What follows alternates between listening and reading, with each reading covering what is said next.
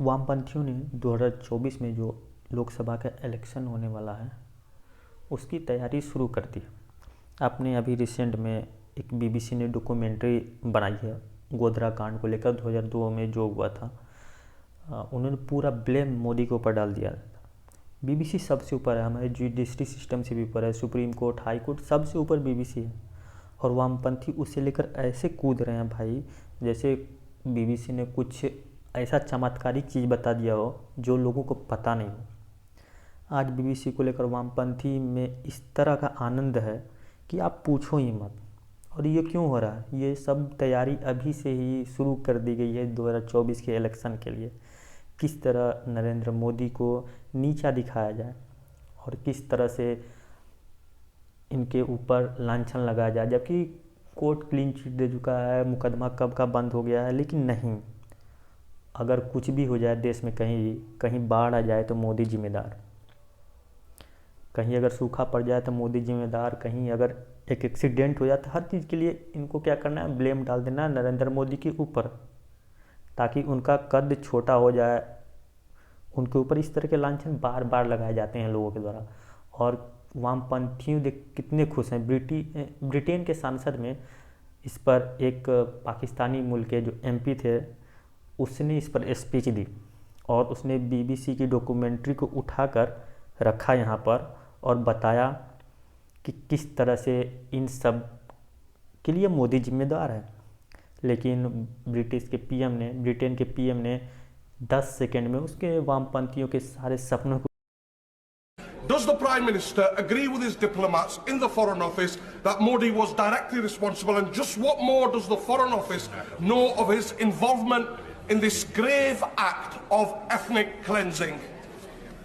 Well, Mr. Speaker, the UK government's position on this has been clear and long-standing and hasn't changed. Of course, we don't tolerate persecution where it appears anywhere, but I'm not sure I agree at all with the characterisation that the honourable gentleman has put forward.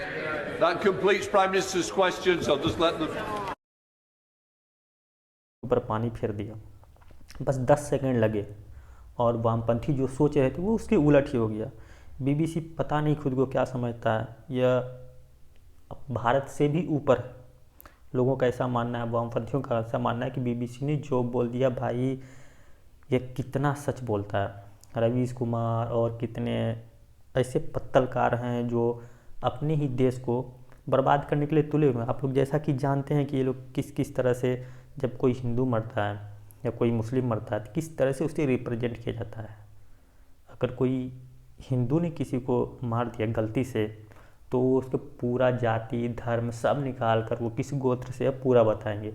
लेकिन अगर मुस्लिम किसी को मारता है तब इस तरह की चीज़ें नहीं होती भाई, वह तो एक भटका हुआ नौजवान हो जाता है या वगैरह वगैरह बहुत सारी चीज़ें हो जाती हैं उनको लेकर। तो अभी से प्रोपगेंडा शुरू हो गया कि कैसे 2024 में प्लानिंग करनी है। और इसी में है एक स्वाति मालीवाल जो दिल्ली महिला आयोग की सदस्य हैं।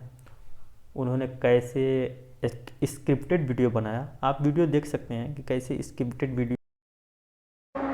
सॉरी, आवाज नहीं आ रही आपकी क्या? कहाँ छोड़ेंगे? हाँ, मेरे को तो घर जाना है, मेरे रिलेटिव्स आ रहे हैं।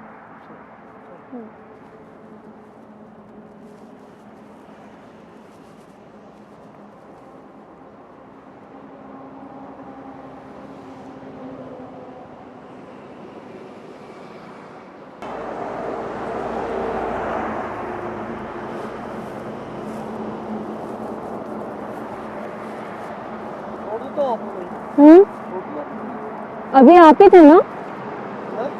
आप ही गए थे ना, आपने कहा था छोड़ दो। कहाँ छोड़ोगे? अभी तो बात हुई थी, आपको मैंने बताया था ना रिलेटिव्स हैं मेरे, आ रहे हैं।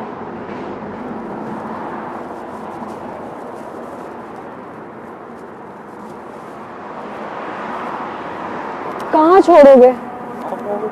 हाँ, कहाँ पे छोड़ोगे वही तो पूछ रही हूँ। मतलब आप दूसरी बार घूम के आए हो ना, मैं आपको बार बार कह रही हूँ कि मेरे को नहीं छुड़वाना कहीं पे भी, है ना?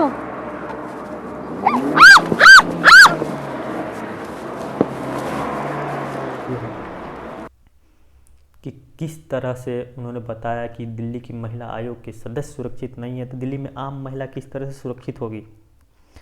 अब बताइए, उन्होंने पूरा मिलकर पूरे प्लानिंग के साथ एक कैब ड्राइवर को भी गिरफ्तार करवा दिया, कैब ड्राइवर था या जो भी हो उसे गिरफ्तार करवा दिया, और इस तरह की बातें फैलाई जा रही कि दिल्ली में महिलाओं के प्रति सुरक्षा नहीं है, ताकि किसी न किसी की इमेज तो कम हो।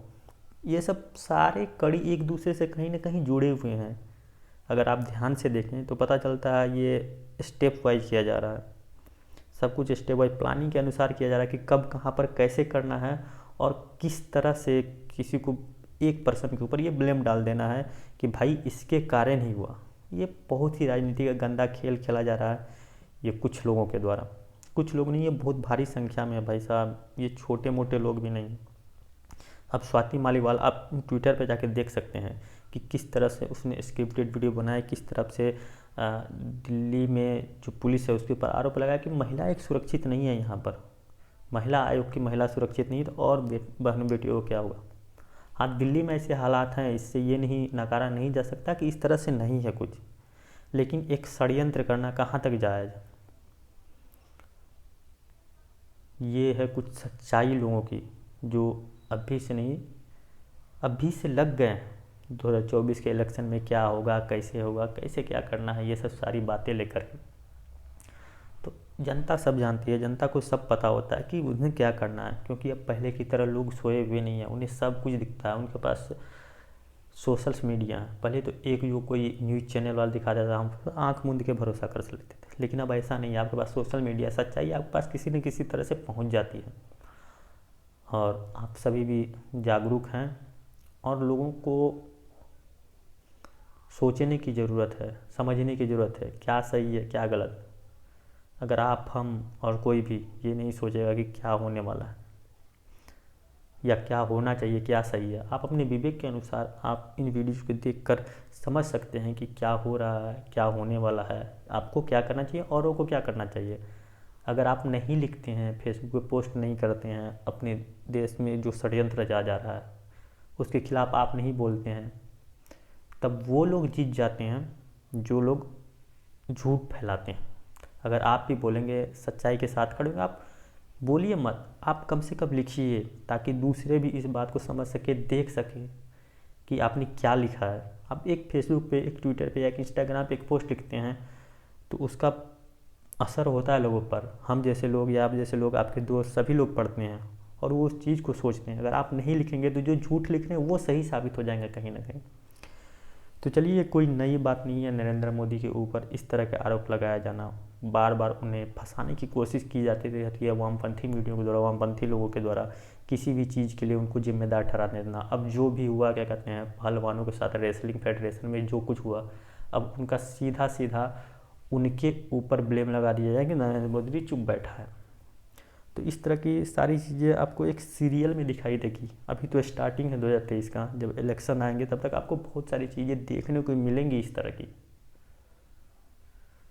तो आप सोचिए, आप समझदार हैं, आप देख रहे हैं, सोशल मीडिया पे एक्टिव हैं, आपको खुद पता चल जाएगा